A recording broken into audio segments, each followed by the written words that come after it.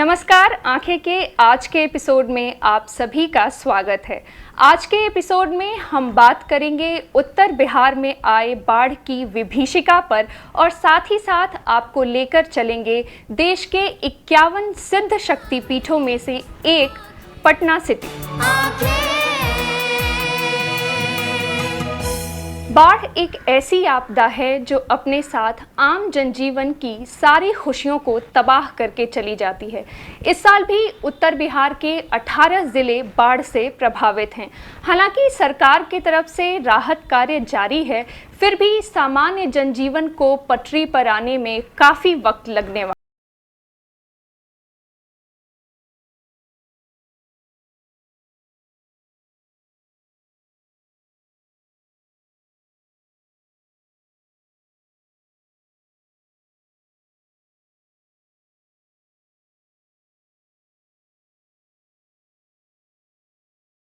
हर साल उत्तर बिहार के वासियों का आशियाना उनसे छिन जाता है और वो लोग दर दर भटकने को मजबूर हो जाते हैं। लोगों का चैन और सुकून छिन जाता है और वो यायावर की ज़िंदगी जीने को मजबूर हो जाते हैं।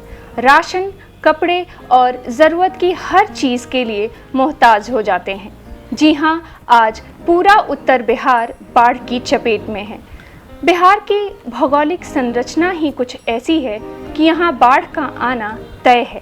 हिमालय से निकलने वाली नदियों का प्रवाह इतना तेज़ है कि वो अपने रास्ते में आने वाली हर चीज़ को बहा ले जाती है। हर साल यह आपदा बिहार के लोगों के सामने आके खड़ी हो जाती है, जिसका दशकों से कोई पूर्ण निदान नहीं निकल सका है। बाढ़ का आना और इसके भीषण रूप से लाखों करोड़ों लोगों का बेघर हो जाना आम बात हो गई है। बहुतायत मात्रा में पानी के एकत्र हो जाने से आम जनजीवन बुरी तरह से प्रभावित होने लगा है। लोगों को अपने घरों में सीमित हो जाना पड़ता है और मुख्य धारा से वे पूरी तरह से कट जाते हैं। इस आपदा ने अब तक सैकड़ों लोगों की जान ले ली है। परिजन एक दूसरे से बिछड़ गए हैं, खाने को राशन नहीं है, पीने को साफ पानी नहीं है, समय पर इलाज ना मिल पाने से बच्चे बीमार हो रहे हैं। वहीं महिलाओं को कई तरह की समस्याओं का सामना करना पड़ रहा है। लोग राहत शिविरों में पनाह ले रहे हैं। हालात ये है कि लोग अपना सब कुछ बाढ़ में बहते देखने को मजबूर हैं। अपनी सालों की कमाई को यूं ही डूबता देख रहे हैं। चारों तरफ तबाही ही तबाही है। पानी का प्रवाह और उफान इतना भयानक है कि इससे बच पाना नामुमकिन सा लगता है। आज उत्तर भारत के 18 जिले बाढ़ प्रभावित हैं। कोसी नदी हर साल अपने साथ बाढ़ की विभीषिका लेकर आती है और देखते ही देखते उत्तर बिहार की सारी नदियां उफनने लगती हैं। कोसी नदी के साथ कई छोटी छोटी नदियां भी अपना रौद्र रूप दिखाने लगती हैं।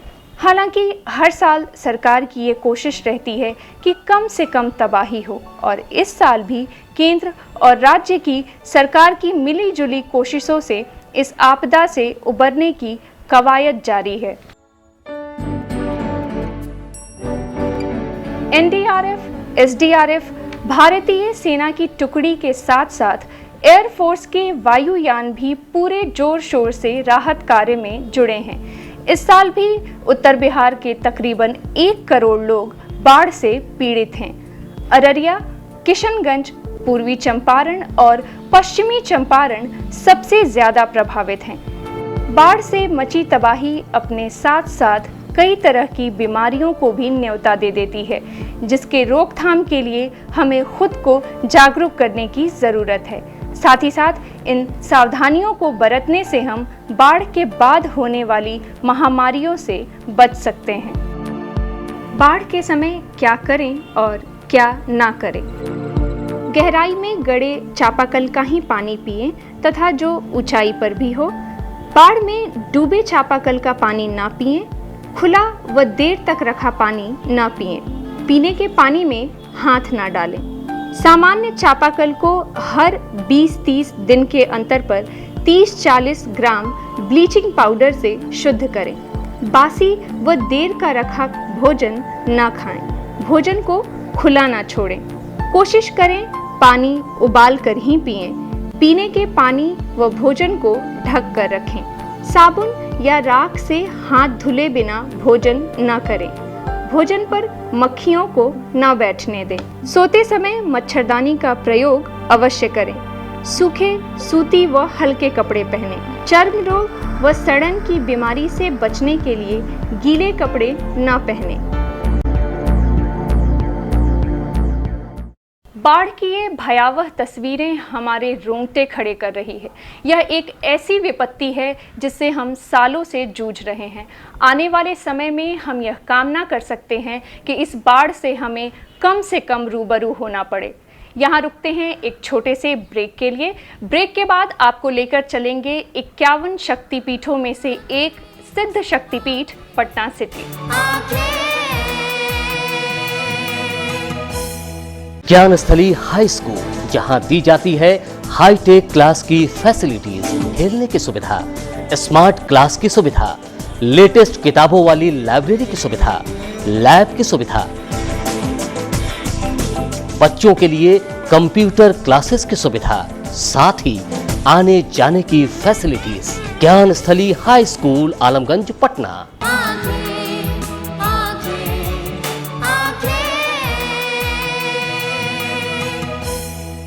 ब्रेक के बाद आपका स्वागत है। पटना सिटी के सिटी चौक पर स्थित है पटन देवी का मंदिर। 16वीं शताब्दी में राजा मान सिंह के द्वारा इस मंदिर की स्थापना करवाई गई थी। इस मंदिर में मां भगवती अपने तीनों रूपों में एक साथ विराजमान हैं।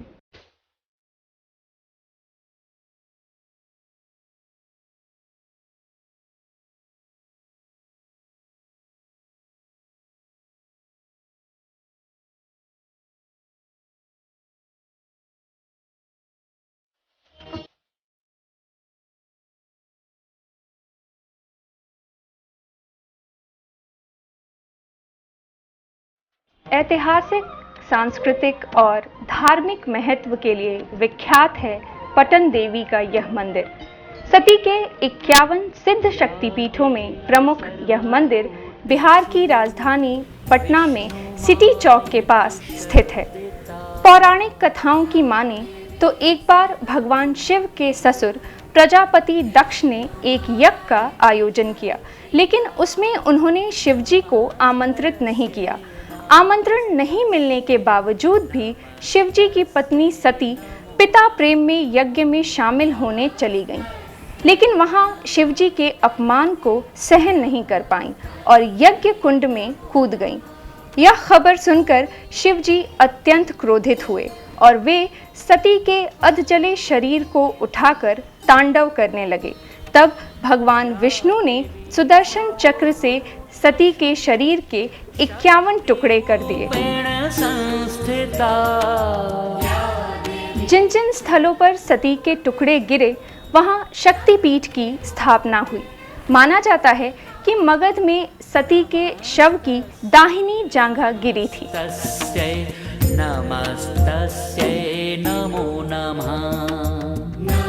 माता सती जो है वो उनके पिताजी जो है यज्ञ करा रहे थे, जिस यज्ञ में सभी देवी देवताओं को बुलाया गया मगर भगवान शिव जी को नहीं बुलाया गया, जिससे क्रोधित होकर माता जो हैं वो यज्ञ के कुंड में ही अपने शरीर को डाल दी थी, जिससे क्रोधित होकर भगवान शिव जो हैं माता सती के शरीर को अपने शरीर पर रख के चारों तरफ परिक्रमा करने लगे, जिससे काफ़ी कोहराम मच गया, जिससे देखकर विष्णु जी जो हैं उनके शरीर को खंडित करना शुरू किए माता के, जिससे 51 रूप में ये जगह गिरा। माता का जो शरीर जो है 51 रूप में खंडित होकर गिरा, उसमें से एक रूप यहाँ गिरा जो सती का दक्षिण जंघा वस्त्र के साथ।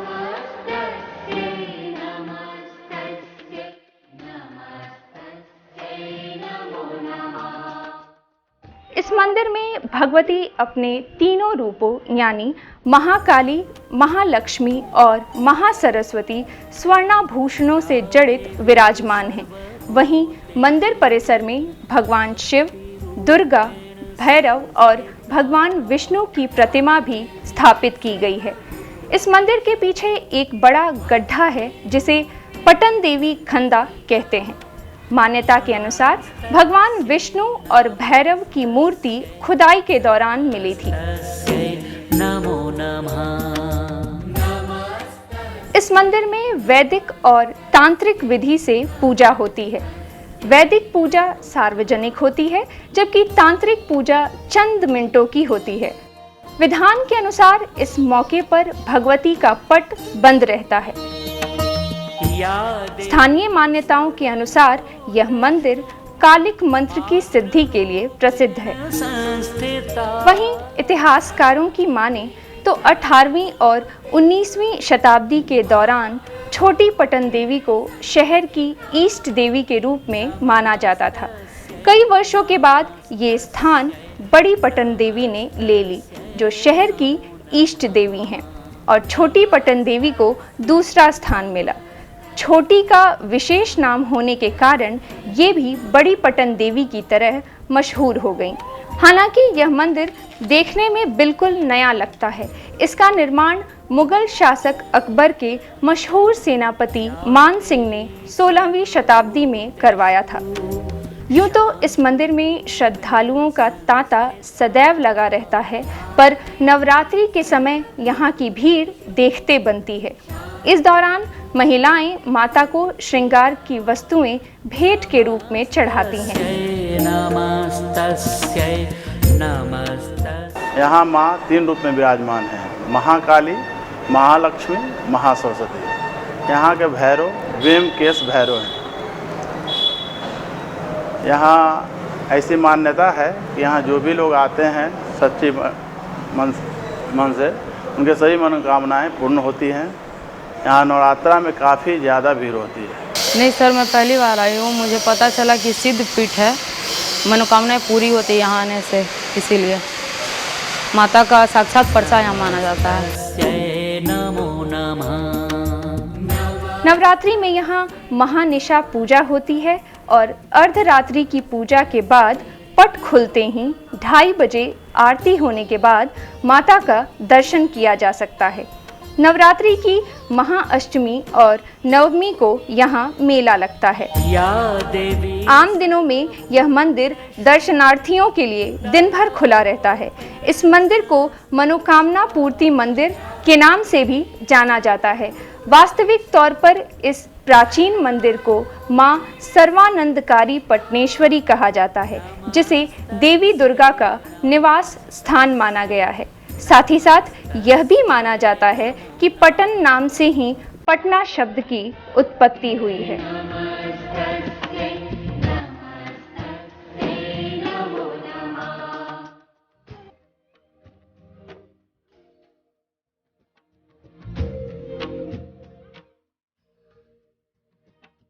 यहाँ रुकते हैं एक छोटे से ब्रेक के लिए। ब्रेक के बाद आपको लेकर चलेंगे एक और मंदिर जिसे छोटी पटन देवी मंदिर के नाम से जाना जाता है। ज्ञानस्थली हाई स्कूल, जहां दी जाती है हाईटेक क्लास की फैसिलिटीज, खेलने की सुविधा, स्मार्ट क्लास की सुविधा, लेटेस्ट किताबों वाली लाइब्रेरी की सुविधा, लैब की सुविधा, बच्चों के लिए कंप्यूटर क्लासेस की सुविधा, साथ ही आने जाने की facilities. Gyansthali high school, Alamganj, Patna.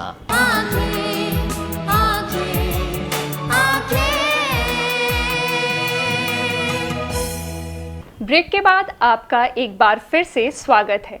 बड़ी पटन देवी मंदिर से कुछ दूरी पर ही स्थित है छोटी पटन देवी का मंदिर। इस मंदिर की महत्ता भी बड़ी पटन देवी की मंदिर जितना ही है। या देवी सर्वभूतेषु भक्ति रूपेण संस्थिता। या देवी सर्वभूतेषु।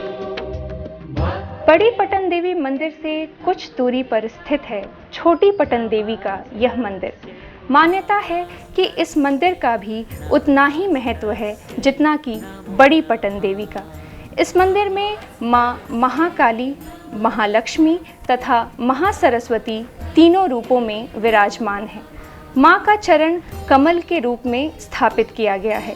इस मंदिर में एक अखंड दीप अनवरत जलता रहता है। लोगों का ऐसा मानना है कि दीप कब से जल रहा है यह कोई नहीं जानता है। मां की मूर्ति के दाहिनी ओर काल भैरव की मूर्ति तथा बाईं ओर भगवान विष्णु की मूर्ति स्थापित है। साथ ही इस मंदिर में भगवान शिव की तंत्र साधना करते हुए भी एक मूर्ति स्थापित है, जो एक दुर्लभ मूर्ति मानी जाती है। तस्यै नमो नमः। भगवती के पार्थिव शरीर को 52 खंडों में विभक्त किया। वह शरीर का अंग जहाँ जहाँ गिरा वहाँ वहाँ शक्तिपीठ स्थापित हुआ। माँ कामाख्या प्रथम शक्तिपीठ, माँ विंध्यवासिनी जहाँ भगवती ने अवतार लिया, पटना की पटन देवी, गया की मंगला गौरी, आरा की आनंद देवी, ज्वाला देवी, नैना देवी, चितपूर्णी देवी, कांगड़ा देवी, जितने भी शक्तिपीठ हैं उन सभी शक्तिपीठों में महत्वपूर्ण स्थान पटना की पटन देवी जी का है।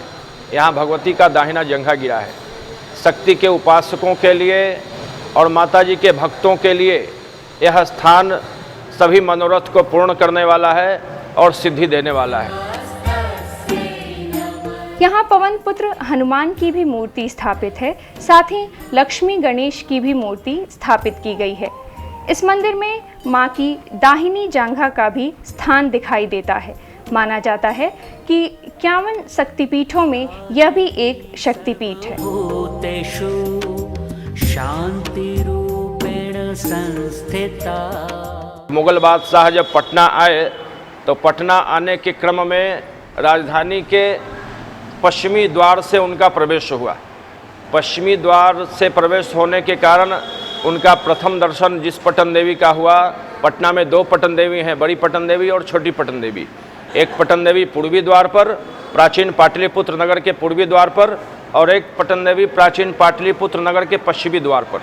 तो चूंकि मुगल बादशाह का प्रवेश पश्चिमी द्वार से हुआ और वहाँ पहले उनको दर्शन हुआ पटन देवी जी का, इसलिए उन्होंने ऐसा नामकरण किया, ये बड़ी पटन देवी, ये छोटी पटन देवी। लेकिन प्राचीनता के दृष्टि से और जो ऐतिहासिक प्रमाण यहाँ उपलब्ध है, अभी आप लोगों ने शक्तिपीठ का दर्शन किया, वहाँ पिंडी दर्शन, तो जो मिट्टी की जो पिंडी बनी है वही प्रमुख स्थान है जहाँ भगवती के शरीर का अंश गिरा, दक्षिण जंघा का अंश भाग है। प्रमाण के साथ और प्रामाणिकता के साथ और पुरातनता के साथ जो स्थान है वह पटन देवी जी का है। यहाँ मैया के दरबार में हर शनिवार और मंगलवार को मैं यहाँ आता हूँ, जिससे हमको बहुत शांति मिलता है, बिजनेस में बरकत होता है। श्री पटन देवी जी गौ मानस सेवा संस्थान द्वारा प्रस्तावित 108 वर्ग फुट ऊंचा गर्भगृह अनुमानित है, जिसके पहले तल्ले में माता का गर्भगृह है। दूसरे तल्ले में भगवती के 51 शक्तिपीठों की अनुकृति और महाज्योत की स्थापना करने का लक्ष्य है। उसके ऊपरी तले में तंत्र साधना में प्रयुक्त भगवती के 10 महाविद्या के स्वरूपों की स्थापना की जाएगी।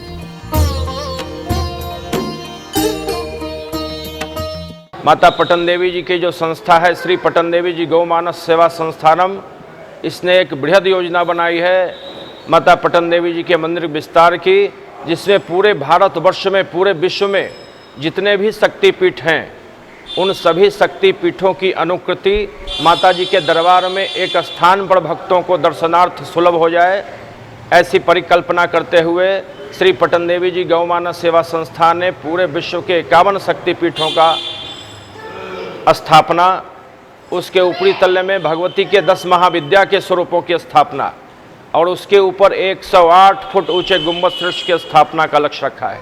सच में मगध की यह धरती मां पटनेश्वरी की छत्र छाया में सुरक्षित है।